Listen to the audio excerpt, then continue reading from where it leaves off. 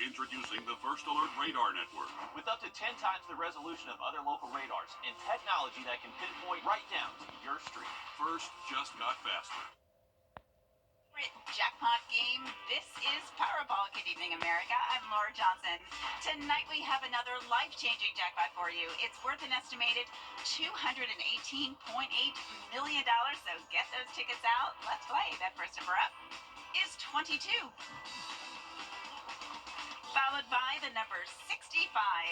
Tonight we're going to meet Mark Davis, who won $100,000 playing Powerball. Congratulations, Mark.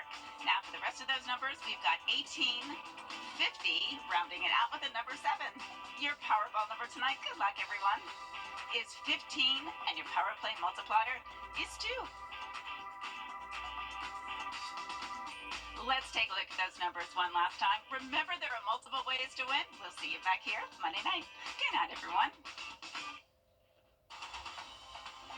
Live from Augusta, we're watching News 1226 at 11. Celebrations continue over in Aiken in honor of Black History Month. More coming up in just a moment. Good evening, I'm Hallie Turner. It's another cold night.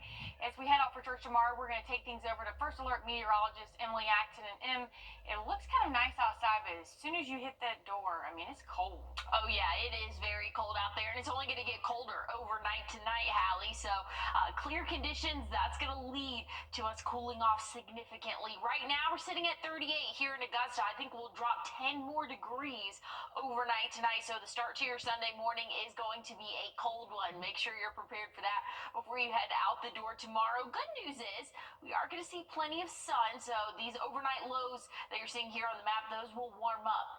Thankfully, by the time we get into the afternoon, I think we'll see the lower 60s for us. So if you're kind of wondering, hey, what do I need to dress for tomorrow? Just know you're going to need layers, because by the time the afternoon rolls around, we'll have plenty of sunshine, so it's going to feel really warm out there, right around that 63-degree mark for the afternoon high. And like I said, plenty of sunshine for us, so things are looking really good. If you have any outdoor plans tomorrow afternoon, and really the rest of the next 7 days are not looking too bad, Hallie. There's a couple chances of rain, and I'll tell you exactly when and what you can expect coming up. Thanks, Em. New at 11, the Orangeburg County Coroner's Office says one man is dead after a house fire today on Five Chop Road in Santee. The victim has been identified as 77-year-old Hubert Adams. His autopsy is scheduled for Tuesday, and officials say the Red Cross is assisting the family who lived with him in the home. And a Burke County man was arrested and charged with terroristic threats after a gambling night went wrong. Officials say 28-year-old Alfonso Williams III was gambling with 2 others when he went into the home to get a gun. Deputies say his father called law enforcement to report a theft and find out what happened with the gun. Reports say Williams was very intoxicated and told deputies he was in the middle of winning the game when 2 people, quote, took everything from him.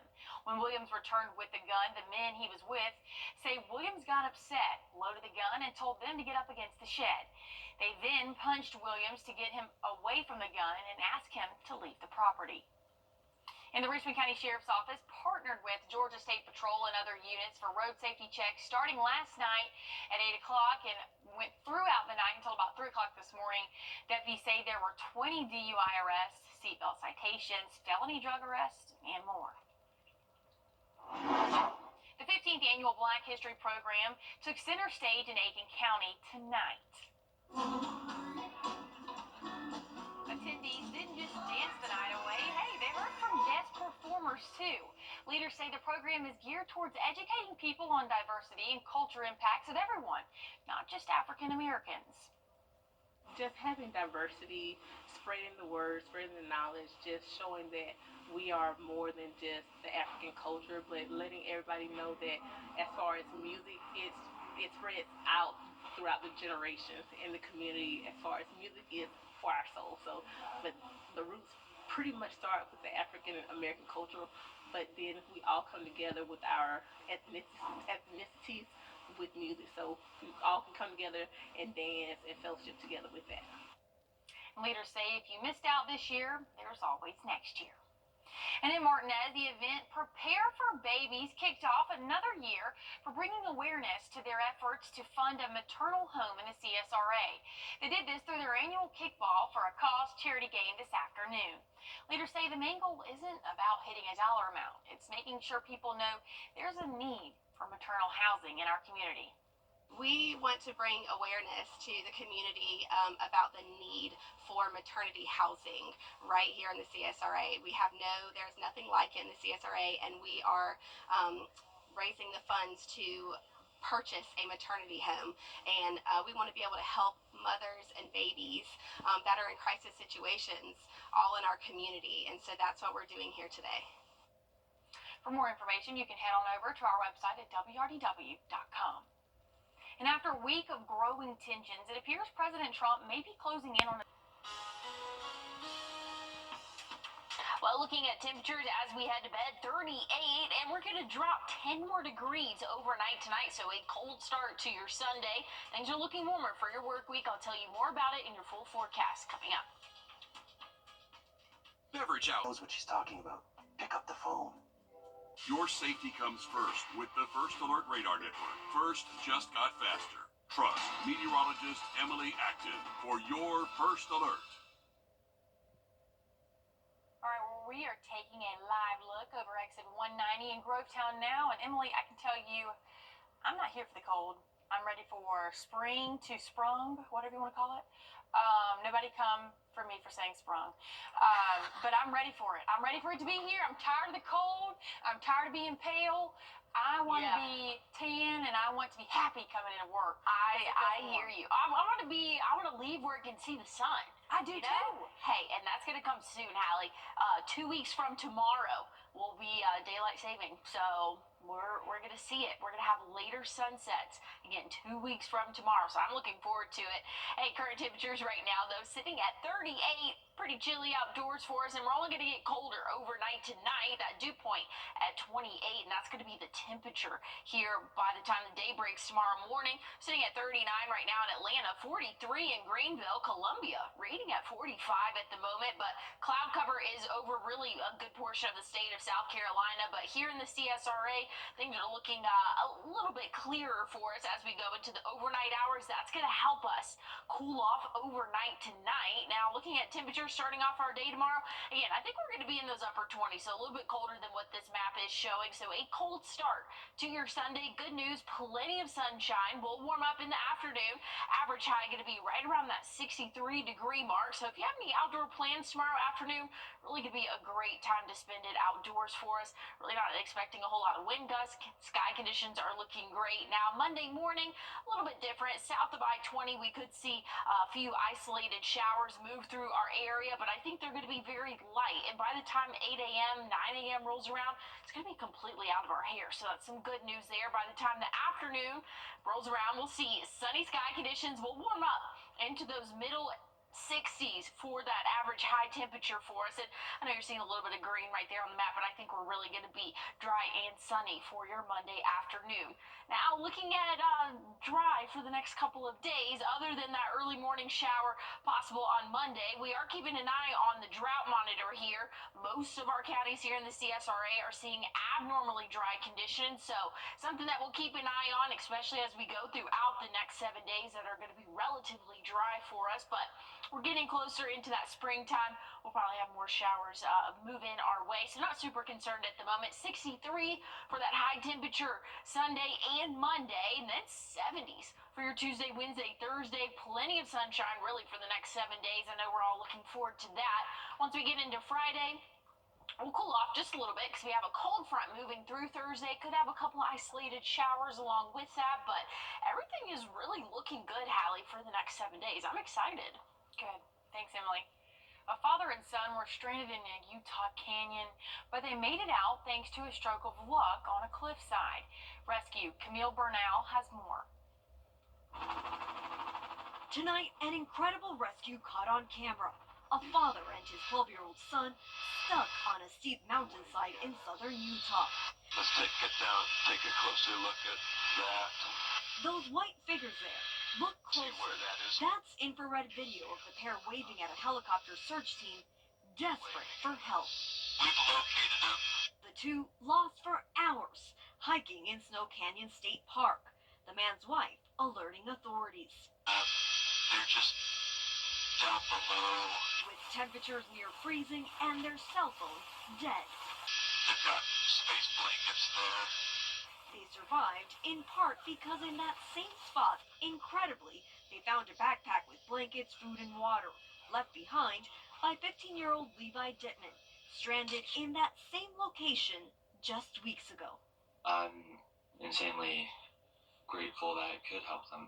That's what the backpack was intended for, was to help someone. I just thought that someone would be me. Bringing them up.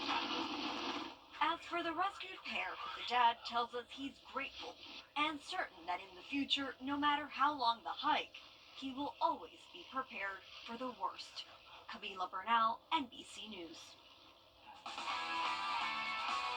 And today was the final day of the state championship games for our Skiza schools over in Sumter. Coming up, Joseph Doring shows you who took home the hardware in the 1A boys game. And as we head to break, here's a live look at Sacramento and your winning lottery numbers.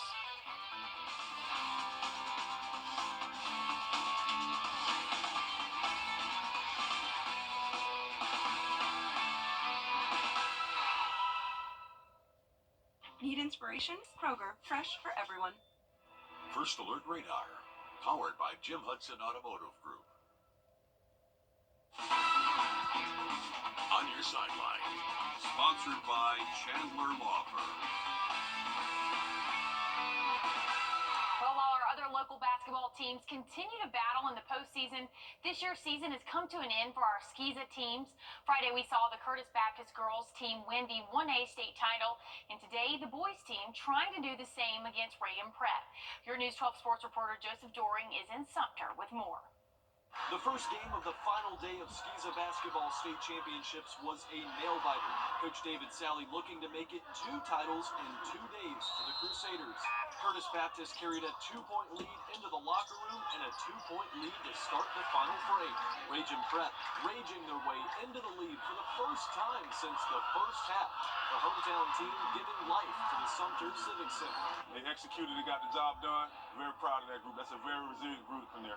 Very proud of them. If you couldn't tell by the net around his neck and trophy in his hand, Coach Anthony Jackson's team dominated the fourth quarter, putting a stamp on an underdog season for the ages and a personal victory for one of Augusta's very own. It's crazy because I grew up in Augusta, and I could hear those scores from Curtis Baptist, but I graduated from Morris College, and that's where we had our home games here in Sumter from Morris College. So to see everything coming full circle, to be able to be a part of what's going on down in the CSRA, and also be able to live full circle life in Sumter, it's a blessing, man. It's a blessing. Coach Jackson wins his first title with the Rams, who are victorious in front of their home crowd. They take down Curtis Baptist 57-52 in the Skiza 1A Boys State Championship game. Reporting from Sumter, Joseph Doring on your side. And quickly for the Braves, the first spring training game happened today. They lost 3-1, but more importantly than the score, Chris Sale threw 2 innings in his debut without giving up a hit. You can watch the Braves spring training game on Thursday on Peachtree Sports Network. We didn't have any measurable rainfall today for us here in the CSRA, and it looks like tomorrow's going to be dry as well, but we do have a small rain chance throughout our work week. I'll tell you exactly when after the break. Serious drug crash. Well, police in Wisconsin made an unusual rescue after a dog owner stopped by the station. The owner said its dog got its head stuck in a jar trying to retrieve the last milk bone in the container. The owners tried for an hour to get the jar off and then called their veterinarian's office, but it was closed. So they decided they would see if the officers at their police station could use their tools. And Emily, I don't think it gets much cuter than that. The dog trying to get the last bone. I know. I love that it's Honestly. a bone jar. That Look is at that. so cute. And you know he was terrified, though. He was not having a good And time. at least look, before anyone freaks out, they've got a little section. I know you probably can't see it when it replays. There's a little section cut out so that he can breathe and he's not just in there just, suffocating to death. So that's, it's not cute, but it's cute at the same time. Well, it's good because it was a happy ending. They got it off. And I'm sure he got that very milk bone. excited. And I bet he'll never do it again. Oh, no, he probably would. Dogs are not the smartest. They're very food driven, so I know my dogs are. oh, very cute there. I love that though. That was a good story that had a good outcome. But yeah, probably really scary for those pet owners there. I want to take one last look at the 7-day though before we go. 63 tomorrow afternoon high, but we have to get through a very cold morning. I'm thinking that average overnight low is going to be right around that 28-degree mark. But good news is for the next 7 days, mostly sunny sky conditions, and we'll be in the 70s for your Tuesday, Wednesday, and Thursday. So things are looking really good. A cold front will move through late Thursday, bringing a small chance of showers, and that'll bump down our temperatures into the low 60s Friday. But we'll rebound nicely for the weekend next weekend. So I'm looking forward to it, Hallie. Oh yeah. Well, that's all our time. We'll see you back here tomorrow on News 12.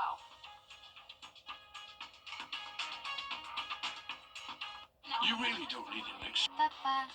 I'm Austin Jackson, and for me, keeping it local really matters. Like when you're hungry. It's tough to beat a great meal at your favorite local spot. Well, if you've been injured, keeping it local matters even more. You need a law firm with experience in our area's courtrooms and a track record you can trust. The CSRA has always been my home. People know my law firm for work in the community as well as for our life-changing results. That's local experience you can count on. If you've been injured, call Austin Jackson, the Augusta guy, 706-724-7224. Most Planet Fitness clubs